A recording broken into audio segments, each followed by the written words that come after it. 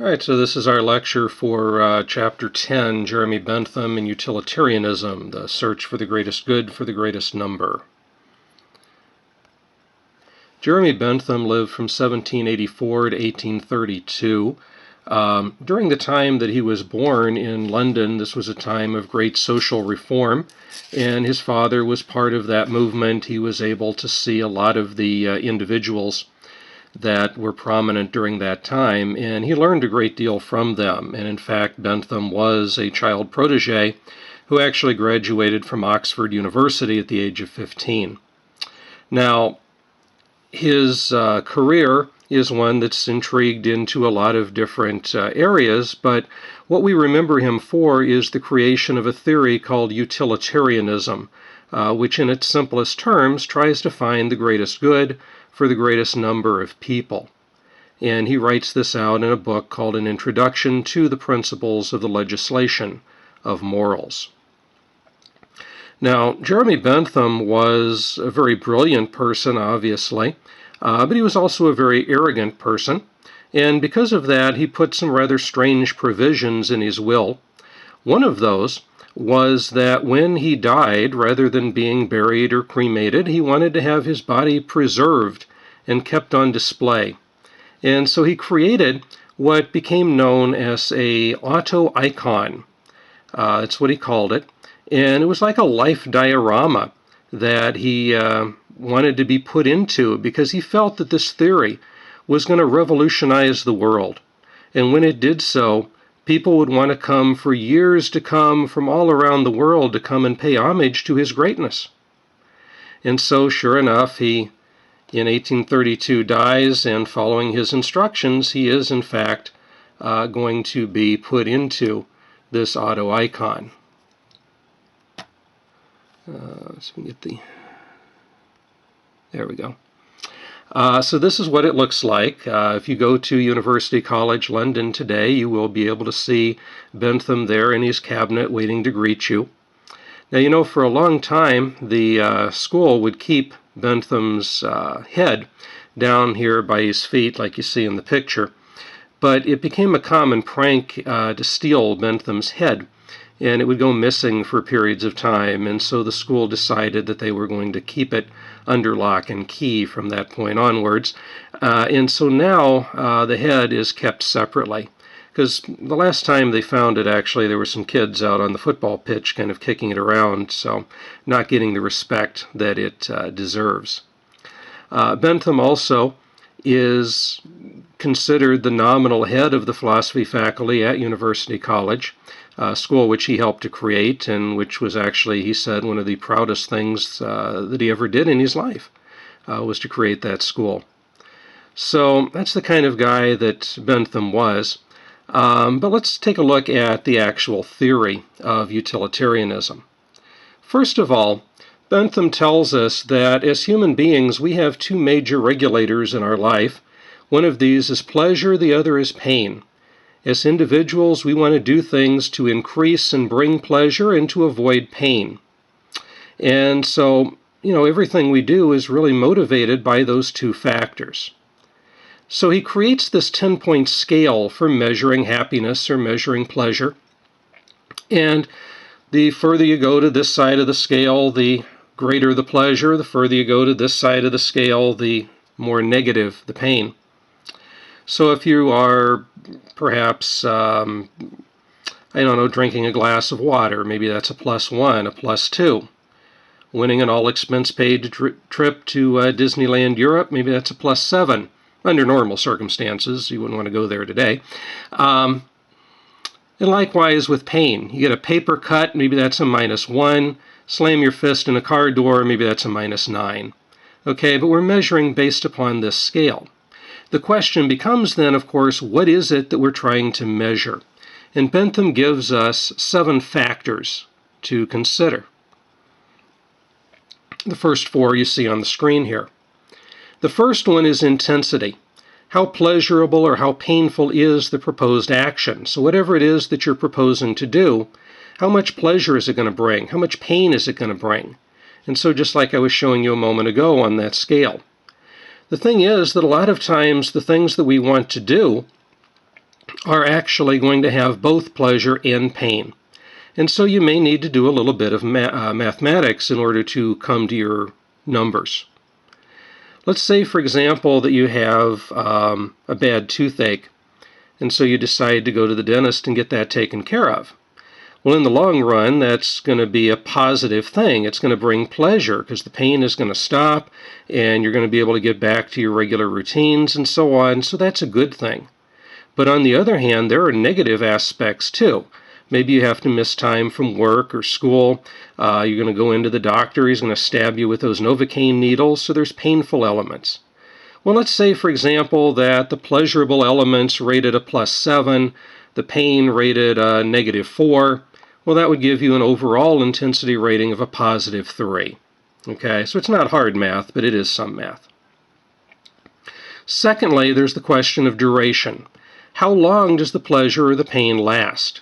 And we're talking about the actual sensation, the actual feeling of pleasure or pain. How long does that last? If something is painful, obviously we want it to be over. So the more painful something is, the longer that pain lasts, the higher the negative number. And we like pleasure, so the longer the pleasure lasts, the higher the positive number. The third factor is propinquity or remoteness. Kind of an antiquated word we don't really use anymore, but it basically means closeness or remoteness. How long do you have to wait to receive the pleasure or the pain? So if you think about it, the pleasure that we derive from doing something, it's going to last for a certain amount of time. That's the duration. But what closeness remoteness wants to ask is how long do you have to wait before you start feeling that pleasure or that pain? How long is it going to be before that pleasure or the pain starts to come to you?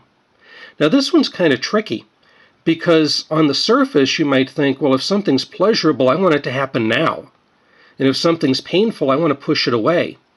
And sometimes that's true. But there are other times where the opposite of that is true. Sometimes if something is pleasurable, part of the pleasure is the wait, the anticipation of it. Think about a child in anticipation of Christmas or their birthday or something. All these pleasant, happy thoughts going through their heads, right? But then the day of the event, it comes and it's all over. And so more pleasure might have been derived through the anticipation than the actual event.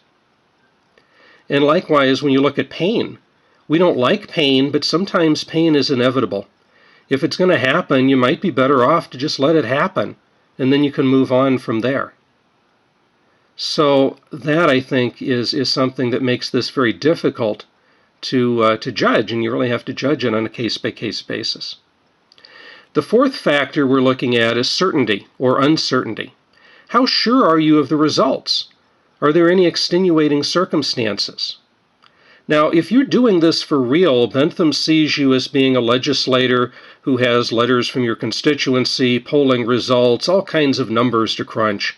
I mean, what we effectively do is to pluck numbers out of the air. Okay? So we're never going to be 100% sure in our little example here, but you want to be as sure as you possibly can. So if there are any extenuating circumstances, this is the time to take that into account. I mean, if you're measuring the pleasure involved in drinking a glass of water, as we said earlier, maybe that's only a +1 or +2.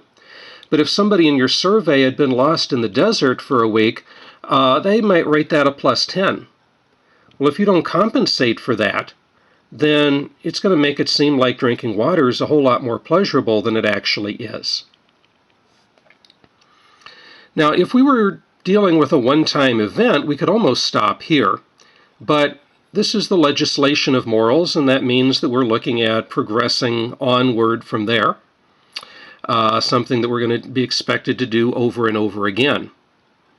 And so we're going to need the next page here, which projects this issue into the future.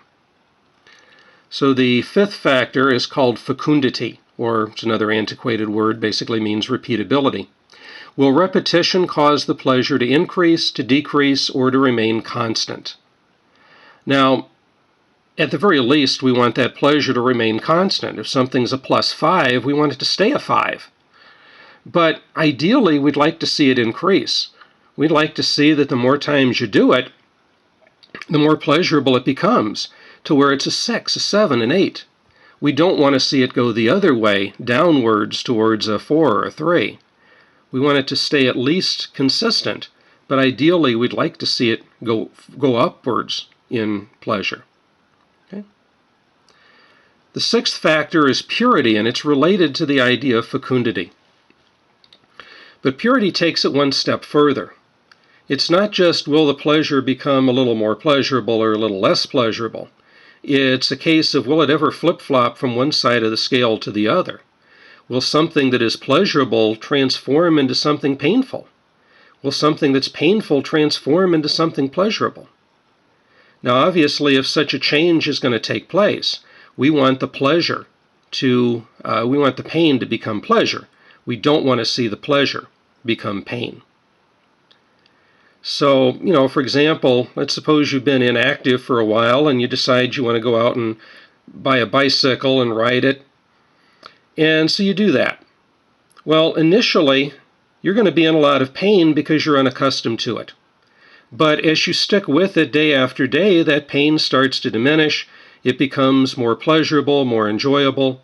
And so what started as a painful experience transformed into something pleasurable. We like to see that happen. We don't want to see things go the other way. Now, each of these 6 factors we've talked about so far are measured on that 10-point scale. So you add them all up, you're going to have some positive number, hopefully, between 1 and 60. If it's a negative, obviously, we want to throw it away. We don't want to do this. But we want some positive number between 1 and 60. That provides for you the idea of the greatest good. The 7th factor is the one that gives us the greatest number. Extent. How many people will be affected by this action? And this is a percentage number or a fractional number as opposed to any other, as opposed to the scale that we were looking at. And so when you work through this process, you decide whether an action is something that should be done or not. The higher the positive number, the greater the good. The higher the percentage, the greater the number. And so we want to do what's going to provide the greatest good, the greatest benefit for the largest number of people. One other thing, though, that we have to consider is those people who find themselves in the minority position on this. Because let's say we've got a positive 40 pleasure that affects 90% of the population. That's a wonderful thing. But what about the 10% that are not going to be benefited by this? We have to make sure that if there's any negative that comes to it, that negative is small enough that it's worth it. So we've got to take all of that into account. And I can explain this a little bit more because I'm kind of running out of film time, but I can explain this a little bit more on the page in the Blackboard. But that's the basic idea that you want to do. You just want to try to find what is going to provide the greatest benefit, the greatest good for the greatest number of people. The final thing I wanted to mention here is that there is another philosopher, John Stuart Mill, who lived from 1806 to 1873. He was initially a student and later a friend and colleague of Bentham's, and he is probably better known for utilitarianism today than Bentham is, even though Bentham's the one that created it. Their views were very similar, but Mill made an important criticism. He said that Bentham's views were too hedonistic. And you remember the hedonists were those people who sought pleasure through whatever means. He argued that the Epicureans would be a better role model because they only sought pleasure in the higher things of life, the greater things, the better things of life, whereas the hedonists could be very base in their views. And so as we are looking for what provides the greatest good for the greatest number, it has to be the long-term picture of what provides the greatest good. And it has to be the sense of good that derives from the higher, the better, the more noble things of life rather than the baser things.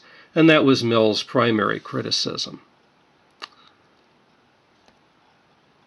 And so that brings us to an end of this lecture on Jeremy Bentham.